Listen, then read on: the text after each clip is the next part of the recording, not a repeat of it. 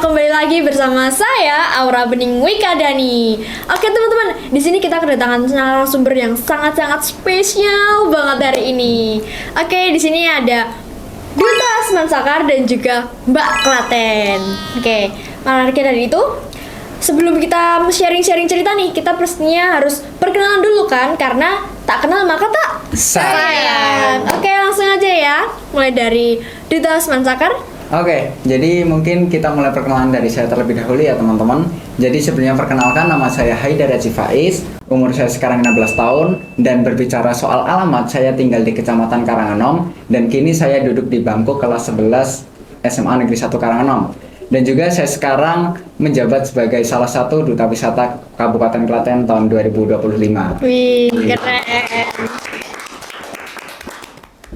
Oke, mungkin kita langsung lanjut perkenalan ke Mbak Klatennya. Mbak Klatennya nih. Jadi, halo teman-teman semuanya, perkenalkan nama saya Awa Khatrunada, saya berusia 17 tahun dan di sini saya menduduki bangku kelas 12 di SMA Negeri 1 Karanganom. Jadi, di sini saya berumur 17 tahun dan saya berdomisili dan bertempat tinggal di Kecamatan Ceper. Dan alhamdulillahnya pada tahun ini saya dianugerahi dan dipercaya untuk menjabat sebagai Mbak Klaten 2025.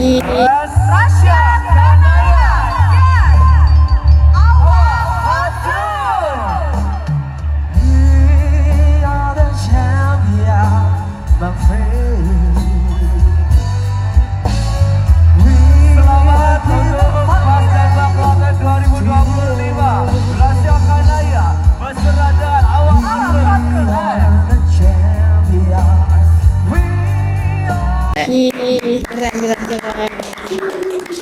Oke nih, Mas Mbak, aku penasaran banget nih gimana sih prosesnya kalian tuh bisa menjadi Duta Asman Sakar dan juga Mbak Klaten 2025. Mungkin bisa di-sharing sedikit gitu? Boleh sekali. Pertanyaan yang sangat menarik ya Pak Is ya. Oke, mungkin mulai bercerita dari saya terlebih dahulu. Jadi aku akan bercerita saat pertama kali aku masuk SMA. Saat pertama kali aku masuk SMA itu aku masih termasuk orang yang bisa dibilang introvert. Oh, introvert. Jadi kalau aku diminta untuk ngomong di depan umum, pastinya aku gugup, terbata-bata, sudah jelas itu. Bahkan aku bisa nyaris nggak bisa ngomong sama sekali waktu di depan umum. Aku juga pernah ada pengalaman waktu aku diminta ngomong di depan umum itu seluruh badan aku gemeteran. Grogi ya pasti. Padahal kaki aku sering olahraga gitu tiba-tiba gemeter gitu karena grogi.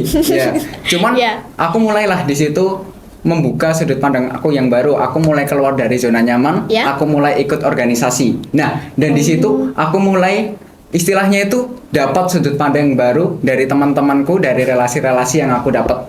Di situ aku mulai terbentuklah mental yang baru, mental yang lebih berani, dan akhirnya itu meningkatkan rasa kepercayaan diriku. Hingga akhirnya di SMA Negeri 1 Karanganom itu pernah ada event yang yaitu pemilihan Duta Asman Sakar. Dan kebetulan saya dan juga Mbak Awa mengikuti event kedutaan sekolah tersebut. Dan alhamdulillahnya setelah serangkaian seleksi yang ada, saya dan Mbak Awa dianugerahi sebagai Duta Asman Sakar pada tahun 2025 ya Mbak Awa. Pada awal tahun ini. Keren. Nah, dan di Duta Asman Sakar ini aku juga istilahnya waktu emas lah untuk mengembangkan skillku, karena di Duta Asman Sakar ini kita diberikan pelatihan public speaking dan juga pokoknya soft skill yang bisa membantu kita untuk mengikuti event kedutaan.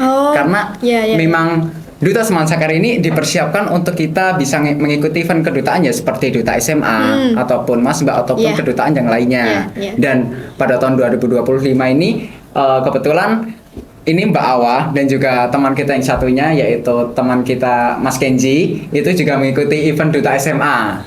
Wih, keren. Kemudian di bulan Juninya kita mulailah itu ada event juga yang namanya itu pemilihan Duta Wisata Kabupaten Klaten. Mungkin kalau berbicara soal Duta SMA, mungkin kita bisa tanya-tanya ke Mbak Awa terlebih dahulu. Gimana Mbak Awa? Ya, Mbak Awa ini gimana Mbak? Jadi sedikit pengalaman aku ya teman-teman. Jadi kan sudah disampaikan sama Mas Faiz kalau tahun ini saya dan Mas Faiz adalah pasangan menjadi Duta Asman Sakar 2025 ini. Nah terus program Duta Mansakar ini itu untuk berlanjut ke Duta SMA Nasional. Oh iya iya. Kebetulan tahun ini memang Mas Faiz memang sedang ada kendala, jadi kita mengirimkan perwakilan satunya yaitu Mas Kenzi untuk mengikuti seleksi Duta SMA Nasional.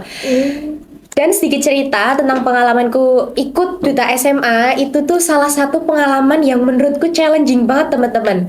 Karena Duta SMA Nasional itu bukan hanya sekedar kedutaan yang jenjangnya rendah, tapi Iya, itu sudah nasional. Langsung nasional Iya. gitu kan. Dan saingannya itu pasti banyak Benar banget sekali, kan, ya. dari berbagai sekolah yang menurutnya sekolah favorit, sekolah yang top-top yang berada di Indonesia. Iya. Kita bisa saingan sama teman-teman dari Indonesia semuanya. Ketat banget tuh Iya, pasti. benar sekali. Aku juga pernah lihat waktu itu di postingan-postingan IG teman-teman yang ikut Duta Duta itu. SMA Nasional itu, aku lihat beneran wah gila, Keren banget. Serius. Ya. Karena juga banyak banget kan Iya. itu. Wah, keren banget. Oke. Jadi di Duta SMA ini kita belum bisa meraih prestasi atau belum bisa mendapatkan prestasi yang menurutku membanggakan Semansakar, karena memang saingannya itu tuh sangat keren. Keren Iya. Kita banget, bisa lihat banyak dari banget gitu. iya bener banget, kita bisa lihat dari video profil mereka aja, mereka sudah mengusung visi misi yang sangat mendukung untuk Iya. menjadi Duta SMA Nasional.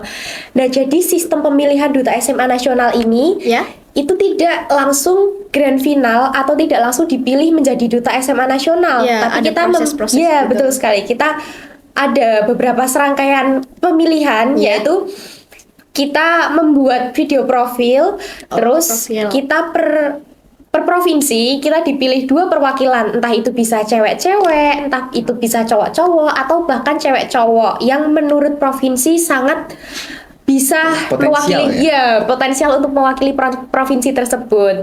Tapi sayang sekali saya dan Mas Kenzi belum bisa meraih prestasi yang menurutku membanggakan sekolah, dan saya harap kedepannya untuk para teman-teman nih calon yang mau ikut Duta Semansakar bisa belajar dan semoga saja meraih prestasi yang lebih tinggi ya teman-teman Iya, bener di banget nih. tahapan Duta SMA Nasional ini. Iya. Iya. Tapi aku juga mau sedikit sharing juga teman-teman. Setiap teman-teman itu istilahnya belum mendapatkan hasil yang maksimal, teman-teman gak usah kecewa, karena apapun hasil yang teman-teman peroleh itu bisa menjadi pengalaman teman-teman, bisa menjadi bekal teman-teman Betul untuk sekali. menciptakan kesempatan yang lebih baik ke depannya. Iya, betul banget itu. Nah, kita sekarang langsung masuk nih. Setelah belajar dari pengalaman, Ya. kita masuk ke dalam event kedutaan yang ada di daerah kita ya, Iya, Kabupaten Klaten. Jadi Oke. di bulan Juni Juli kemarin itu ada event pemilihan Duta Wisata Kabupaten Iya, pemilihan Klaten Duta tahun Wisata. 2025. Dan kebetulan saya dan juga Mbak Awa juga mengikuti event kedutaan tersebut. Dan alhamdulillahnya setelah mengikuti serangkaian seleksi yang ada Ya. seperti audisi di Pemda, kemudian juga nanti kita ada uji bakat juga. Nah, alhamdulillahnya saya dan juga Mbak Awa dianugerahi sebagai finalis Masbak Klaten tahun 2025. Betul. Iya, keren banget kalian. Oh my god. Dan itu masih ada seleksi yang panjang banget ya Mbak Iya, Awa. serius Panjang panjang prosesnya juga lama, Iya. terus itu Hektik saingan juga sekali. banyak Hektik juga sekali, kan. benar. Tugasnya juga wow. Itu Tapi saingannya kalian dari sekolah-sekolah lain tuh juga sama-sama misal kayak kelas 11 atau boleh campuran dari luar juga itu. Bagaimana? itu boleh campuran. Jadi Boleh semua campuran. kalangan itu bisa ikut selama mereka masih memenuhi kriteria umur yang diberikan dari panitianya. Jadi Oh, kriterianya gitu. apa Mas Faiz? Iya, apa aja nih? Ikut. Jadi Kriterianya. untuk kriteria umurnya itu teman-teman berusia sekitar 16 tahun sampai 24 tahun ya Iya, Mbak Awa. betul. Iya. Dan mungkin kalau berbicara soal seleksinya kita langsung tanya ke ahlinya aja ini teman-teman. Ke Mbak Mbak Awa Platenya ini. langsung. Boleh nih Kak di-sharing cerita gitu? Boleh sekali. Oke. Jadi sedikit sharing aja ya teman-teman. Untuk serangkaian acara pemilihan Masbak Klaten ini, terus gimana sih kok aku bisa dapat selempang gelar ini yang sangat membanggakan? Tentunya bukan hanya membanggakan aku saja, tetapi keluarga, teman-teman, bahkan satu sekolah pun Iya, juga pasti ikut bangga bahagia. banget gitu Iya, kan. betul sekali. Jadi menurut saya untuk meraih prestasi ini bukanlah suatu hal yang mudah ya teman-teman. Kita Iya. sudah melalui berbagai rangkaian seleksi seperti yang sudah disampaikan Mas Faiz, yaitu mulai dari technical meeting, seleksi 1, technical meeting 2, ataupun seleksi selanjutnya. Dan sedikit sharing aja, mesti teman-teman juga kepo nih ya, kayak Kepo banget serangkaian pastinya. seleksi apa sih yang udah dilalui kita untuk bisa berdiri di panggung grand final Mas Mbak Klaten yang udah dilaksanakan di Juli kemarin di alun-alun Klaten. Jadi pertama-tama itu kita mengisi biodata atau mengisi formulir untuk mengikuti dulu nih teman-teman lewat G-Form ya Mas Faiz ya. Oh, lewat G-Form ya. Terus habis lewat G-Form Kita juga ada mengisi berkas juga, itu nanti untuk keperluan administrasi juga. Jadi kita ada mengisi berkas itu kalau nggak salah itu 2 ya Mbak? Iya. Itu. ada biodata dan kayak persyaratan lain seperti fotokopi KTP atau kartu pelajar gitu-gitu. Foto diri juga. Iya, benar sekali. Jadi kita di Mas Mbak ini bukan hanya dituntut untuk good looking aja teman-teman, tapi kita juga krisis dalam penalaran, krisis dalam analisis. Jadi bukan hanya sekedar cantik atau tampan saja yang secara dipilih. fisik gitu ya, betul sekali. Jadi setelah kita ngumpulin berkas nih teman-teman, kita tuh ada technical meeting 1, di mana di technical meeting 1 itu dijelasin tentang teknis untuk menjalankan prosesi Mas Mbak Klaten untuk menuju ke grand final ke depan. Nah, terus setelah technical meeting itu kita selanjutnya melalui seleksi pertama yang diadakan di Pemda ya Mas Faiz ya. Oh, di Pemda ya. Jadi di situ ada audisi teman-teman, ada tes tertulis dan juga ada wawancara juga, tentunya bareng juri-juri yang keren-keren sekali. Kemudian kita juga ada wawancara kedua dari panitia juga. Pokoknya itu benar-benar kita di situ selain dapat suasana yang menegangkannya, kita juga bisa dapat suasana yang membahagiakannya dari kita dapat teman-teman yang baru seperti itu. Jadi mesti kalian kepo kan kayak apa sih seleksi-seleksi yang diadain di seleksi pertama ini? Seleksinya itu apa aja? Jadi seleksi tertulis itu tuh soal kita kayak tentang penalaran atau masalah-masalah sosial, terus pengetahuan kita terhadap Klaten gitu-gitu. Itu contoh soalnya kira-kira bagaimana Kak? Kayak hal kecil gitu gimana? Hal kecil yang harus kalian ingat ya sebagai warga Klaten. Itu kayak ulang tahun Klaten nih paling simpelnya. Kemarin itu kan ya. Iya. Terus itu yang kedua, setelah kita seleksi tertulis, kita seleksi wawancara nih teman-teman. Jadi di seleksi wawancara ini kita berkloter yaitu 5-5. Nah, terus di wawancara ini kita berlima ini maju dan diwawancarai secara inklusif dengan juri-juri yang sangat hebat ya Mas Faiz ya. Dan di situ kita ditanyain tentang profil kita, visi misi kita, dan itu menurut saya sangat challenging sih karena di situ kita bukan hanya face to face, tapi kayak kita tuh bisa ngehandle diri kita biar gak grogi, biar gak semuanya yang kita omongin tuh lupa gitu loh. Iya, benar. Jadi kita bisa menyampaikan hal-hal yang ingin kita sampaikan dengan baik di situ. Terus setelah wawancara yang pertama selesai, itu kita diwawancarai selanjutnya dengan juri dari panitianya atau mungkin kita bisa kenal juri dari Advindo atau Asosiasi Duta Wisata Indonesia. Iya, betul sekali. Organisasi yang menaungi Mas Mbak Klaten. Dan juga Mas Mbak Klaten ini juga dinaungi oleh Dinas Kebudayaan, Kepemudaan, Olahraga dan Pariwisata ya Mbak Awal. Iya, betul. Oke, ya ini kan kayak runtutannya selama mengikuti seleksi kan sibuk banget kan itu. Betul sekali. Terus kalian bagaimana caranya memanage waktu seharian kalian gitu, Mas Mbak? Nah, bentar. Aku sebelum jawab yang itu aku mau sedikit highlight dulu ya. Tadi Mbak Awal kan sempat bilang bahwa ikut Mas Mbak Klaten harus good looking. Nah, good looking yang dimaksud di sini tuh bukan berarti teman-teman itu harus tampil cantik atau ganteng, tapi istilahnya teman-teman itu memunculkan inner beauty-nya teman-teman dari dalam gitu kan. Memunculkan positive vibes-nya. Jadi teman-teman tetap asah aja skill yang ada di dirinya teman-teman kembangkan, teman-teman juga istilahnya jaga penampilan itu bukan harus terlihat cantik atau ganteng, tapi ya sekedar mungkin rambutnya bisa dirapiin, beauty and behavior ya Mas Faiz ya lebih tepatnya. Posturnya juga dijaga, mungkin seperti itu teman-teman. Dan tadi berbicara juga soal time management ya. Nah, sebenarnya time managementku, aku itu selalu biasanya buat schedule. Nanti di jam segini aku ngerjain apa, kemudian di jam segini aku ngerjain tugas apa. Baru nanti kalau ada waktu kosong, itu aku biasanya aku gunakan untuk nyicil tugas-tugasku yang ada di masa depan. Supaya istilahnya lebih berkurang lah sedikit demi sedikit. Mungkin seperti itu. Lalu kalau misal nih ada acara, terus kemudian bentrok gitu, acaranya kira-kira gimana Kak? Wah, aku biasanya bakal lihat dulu dari skala prioritasnya. Aku dari skala prioritas. lebih penting di acara ini atau lebih penting di acara yang ini.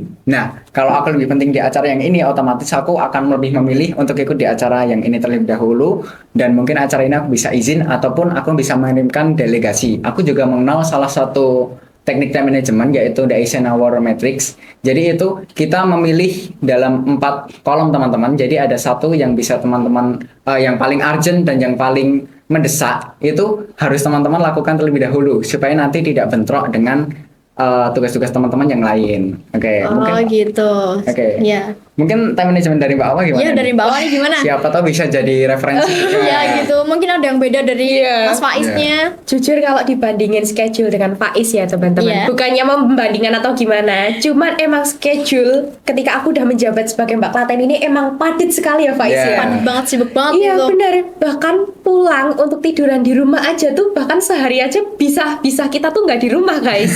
Kita tuh kayak Full di luar gitu iya lah. betul sekali, kayak misal kita habis acara ini nih, misal kemarin contohnya kita habis acara menghadiri HUT Kabupaten Klaten. Nah itu tuh kita semata-mata bukan hanya menghadiri aja teman-teman. Jadi kita habis acara itu, aku masih ada keperluan buat persiapan Mas Mbak Jawa Tengah. Dan itu menurutku sampai jam 10 malam itu tuh aku masih nyiapin semua yang dibutuhin buat ke Mas Mbak Jawa Tengah itu. Dan menurutku itu time manajemennya sangat susah sih teman-teman, kayak challenging banget. Terus awal aku menjabat itu juga aku lumayan shock ya, kayak oh ternyata jadi Mas Mbak itu nggak seenak itu, nggak cuman tampil cantik dengan selempang atau mahkota, tapi kita tuh juga dituntut untuk satset, bahasa gampangnya yaitu satset ya teman-teman.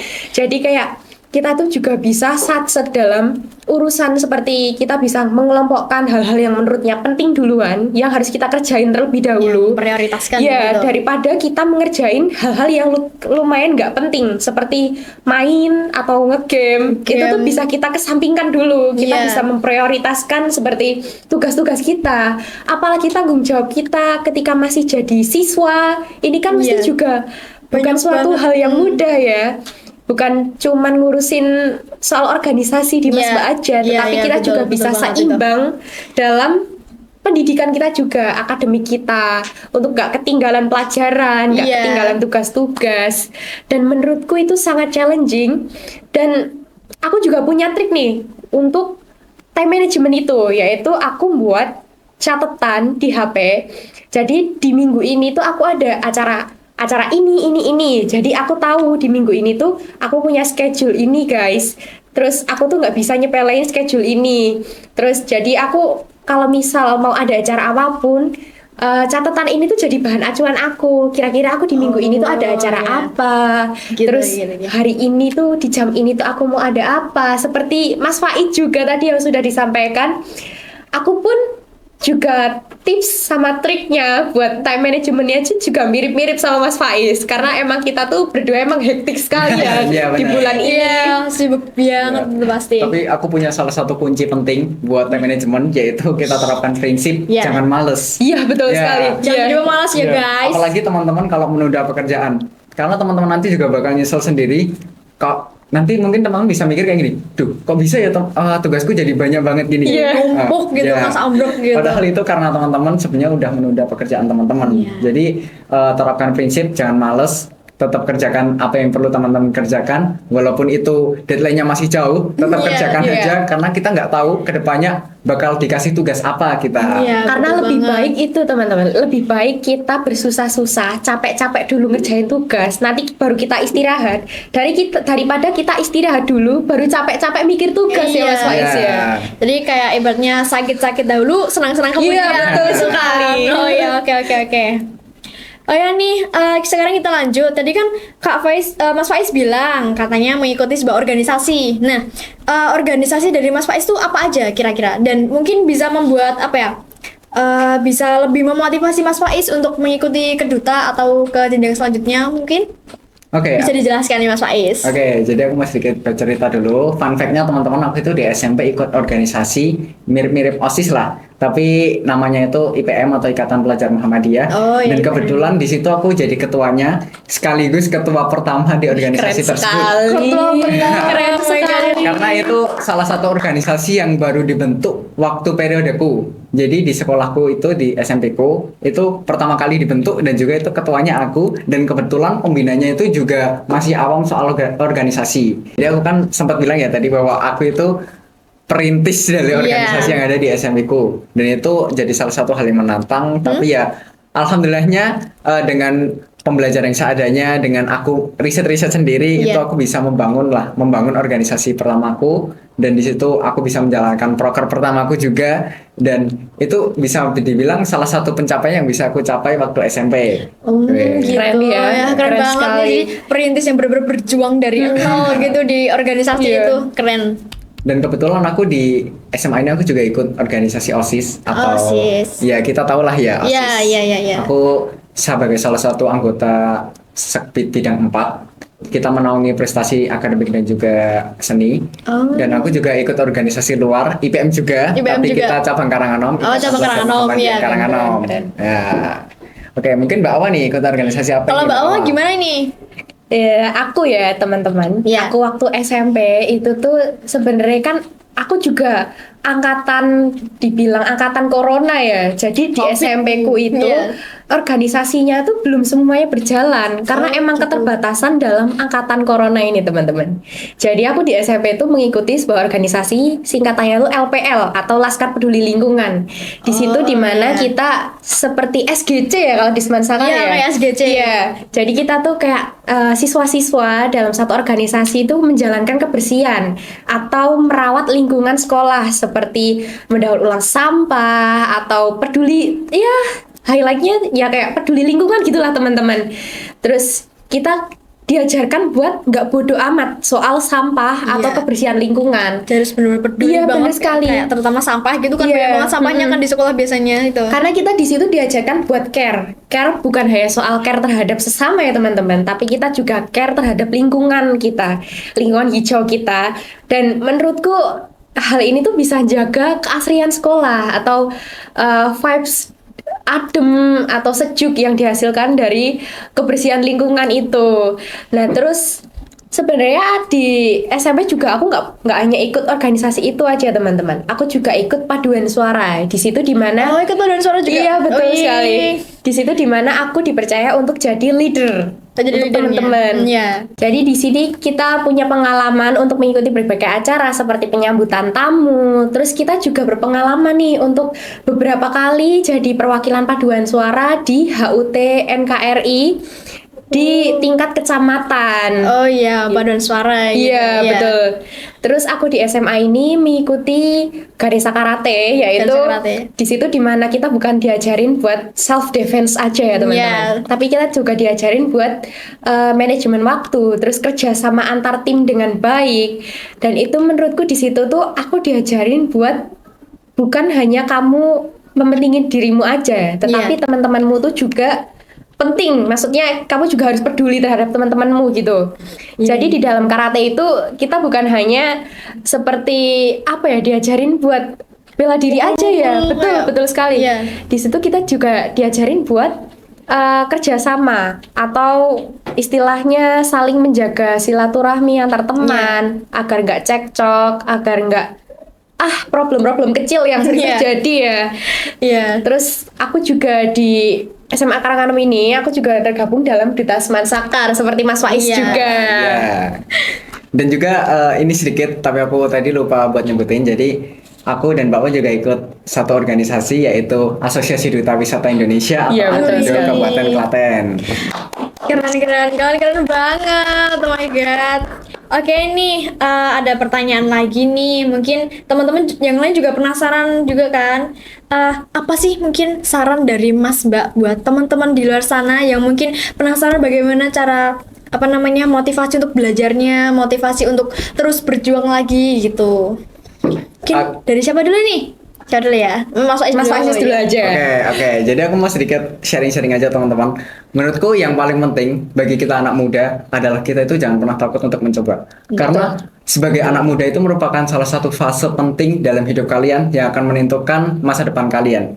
Jika kalian di masa muda bisa memanfaatkannya dengan baik, insya Allah di kedepannya kalian juga akan bisa menjalankan kehidupan teman-teman secara lebih baik. Nah, apabila teman-teman itu masih ragu untuk mencoba, masih istilahnya itu tertutup pada satu zona nyamannya teman-teman, itu teman-teman nggak akan bisa berkembang. Makanya teman-teman itu harus bisa usahakan untuk mencoba keluar dari zona nyaman, mencoba explore hal baru, mencoba explore pengalaman-pengalaman baru yang bisa menambah skillnya teman-teman dan bisa menambahkan pemahaman serta pengalamannya teman-teman untuk menghadapi dunia sekarang ini. Oh gitu ya. Kalau Mbak Awa nih gimana? Jadi dari aku ya teman-teman, aku tuh dari kecil udah mengembangin diri. Istilahnya tuh aku udah ngambil start duluan daripada teman-teman yang main waktu kecil. Jadi bukannya aku mau nyalahin anak kecil buat main, kebanyakan bermain ya, karena karena emang itu haknya anak kecil untuk bermain. Tapi emang aku dari kecil itu udah mengembangin potensi diri. Seperti dari kecil tuh aku udah ikut modeling teman-teman. Oh jadi modeling sekali? Iya. Jadi pas kecil itu aku ikut sekolah modeling, di mana di situ tuh aku dilatih buat bisa nunjukin atau fashion show istilahnya. Di situ kita bisa ngepromosiin baju atau bahkan bisa jadi model dalam kalender atau bahkan sampul-sampul majalah anak kecil gitu ya, Mas Faiz. Nah, jadi aku tuh dari kecil udah ngambil start, teman-teman. Aku nggak kebanyakan mikir buat aku kedepannya mau ikut apa, tapi emang dari kecil aku udah disupport orang tuaku buat ikut sekolah tersebut, sekolah modeling tersebut. Jadi nggak hanya sekolah modeling aja nih. Setelah aku ikut sekolah modeling, aku tuh juga ikut karate. Jadi aku ikut tim karate atau bela diri karate itu sejak aku kelas 1 SD. Masih kecil banget kan? Iya. Keren. Terus itu juga sangat berbanding terbalik kan daripada aku pas ikut modeling. Jadi kayak aku habis ikut modeling, aku langsung ikut bela diri, langsung gini banget beda kan. Banget itu. Terus di situ aku juga udah ngembangin diri aku, juga disupport buat ayo ikut karate dari sekarang, karena orang tua aku juga mensupport bahwa orang tua aku tuh juga ngerti kalau misal kita ikut ngembangin diri dari dulu itu tuh bisa berdampak baik bagi kita ke depannya. Seperti dari SD aku udah ikut karate, udah berprestasi, udah banyak ikutin kompetisi. Itu dengan prestasi-prestasi yang udah aku raih itu tuh bisa menjamin aku ke depannya. Seperti aku udah ikut ikut perlombaan nih. Dan itu tuh eventnya udah gede teman-teman, event nasional dalam tingkat nasional. Dan piagam yang aku dapetin itu tuh bisa jamin aku buat langsung masuk SMP favorit tanpa harus tes. Dan itu beneran langsung dibintang di atas sendiri teman-teman. Dapat bintang hijau teman-teman. Iya. Oh my god. Jadi itu tuh menurutku kayak jadi salah satu fast track kita buat kependidikan gitu loh. Jadi bukan semata-mata kayak kita tuh capek-capek buat apa sih ngabisin waktu gitu aja, tetapi kita dengan menghabiskan waktu itu aja tuh kita nggak bakal sia-sia gitu loh teman-teman. Kita juga bisa mendapatkan impact atau dampak baik bagi kita sendiri, yaitu menghasilkan kita tuh bisa dapat prestasi yang membanggakan, dan tentu saja prestasi tersebut tuh bisa membantu kita ke depannya. Dan aku tuh ikut karate juga nggak hanya putus sampai SD itu aja, tetapi aku lanjut bahkan lagi sampai sekarang ya teman-teman. Itu tuh bahkan aku dari SMP itu juga ikut kegiatan atau lomba karate yang tingkatnya bahkan lebih tinggi, itu dalam lingkup internasional. Betul sekali. Keren banget teman-teman. Dan aku tahu kan kalau misal SMA Negeri 1 Karanganem ini tuh SMA favorit ya di Klaten. Top SMA favorit di Klaten. Jadi tuh aku kayak wah, ini kesempatan aku buat masukin prestasiku ke SMA ini.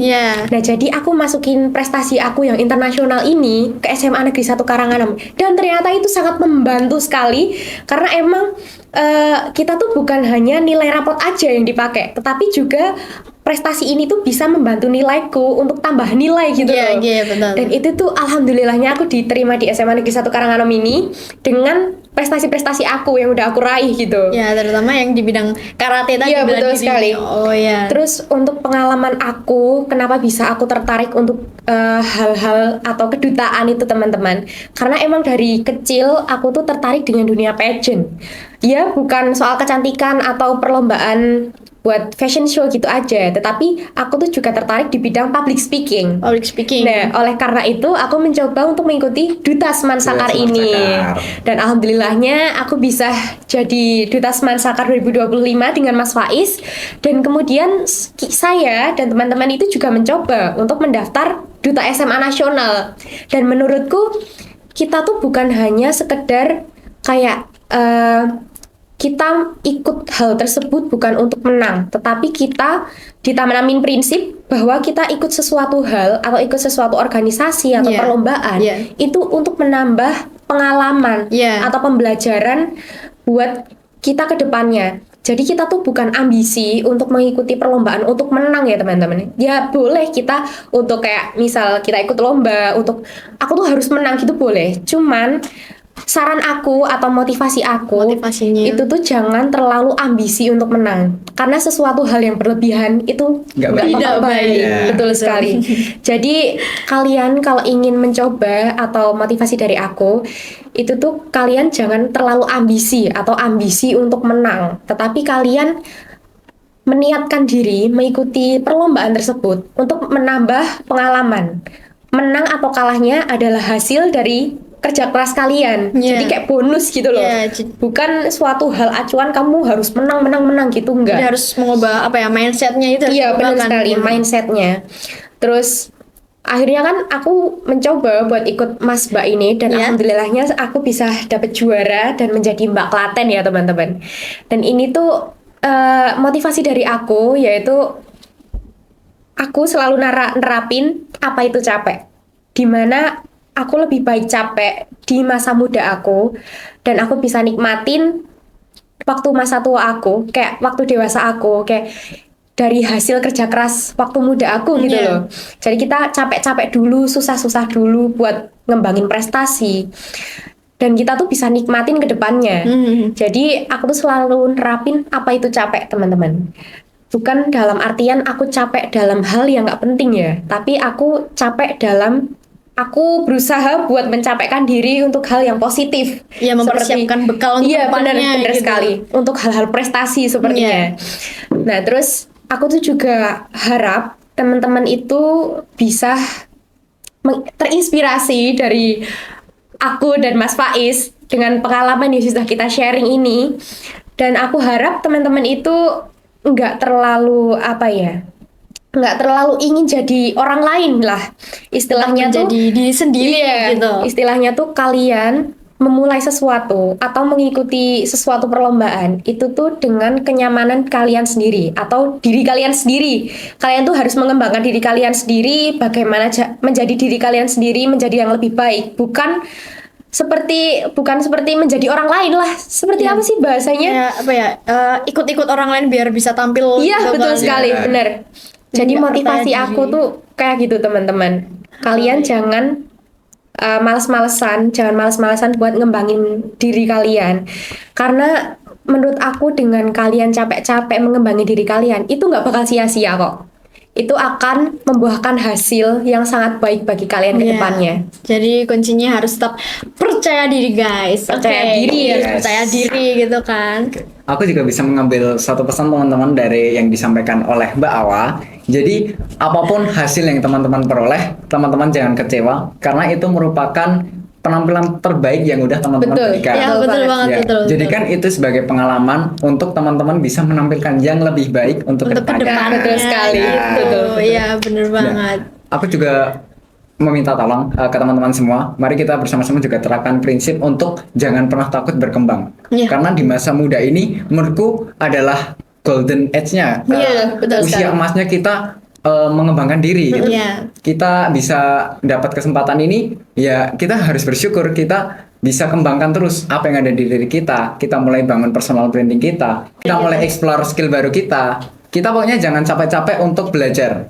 Kita selalu tanamkan prinsip bahwa jangan kalah start gitu jangan kalah start. Aku punya kesempatan ini, aku harus gunakan secara baik-baik. Aku harus bisa gunakan untuk aku mengembangkan diriku secara terus-menerus. Iya. Oke, wah luar Bagus biasa sekali, banget, bagus ya. sekali. Kesimpulan dari Mas Faiz, kita tuh bisa diambil dari omongan Mas Faiz atau kesimpulannya lah. Intinya teman-teman tuh bisa seperti itu Iya, gitu teman-teman.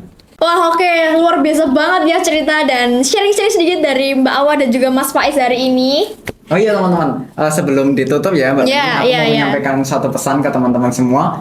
Jangan lupa Khusus nih. Join Duta Seman Sakar Sakar tahun depan ya teman-teman. Iya. Wih, kenapa Aku itu, pastikan- Kak? Oh iya, aku pastikan teman-teman bakal dapat pengalaman yang bisa menjadi batu loncatan teman-teman untuk meraih level yang lebih tinggi. Iya betul sekali. Dengan Duta Seman Sakar ini bukan hanya kalian menghabiskan waktu kok teman-teman, tapi Duta Seman Sakar ini tuh bisa membantu kalian, sangat membantu kalian untuk mendapatkan suatu keinginan yang ingin kalian capai ke depannya, seperti mengikuti kedutaan lain ya teman-teman. Jadi Duta Seman Sakar tuh jadi bekal pokok yang besar gitu buat kalian. Oke, dan semoga yang disampaikan sama Mbak Awa dan juga Mas Faiz bisa bermanfaat ya tentunya untuk kita semua dan bisa mensupport kita untuk terus semangat belajar, semangat berusaha dan semangat untuk berjuang Betul demi sekali. masa depan kita semuanya. Oke, terima kasih teman-teman sudah menyaksikan podcast hari ini. Kami pamit undur diri. Terima kasih. See you. Dadah. Dadah.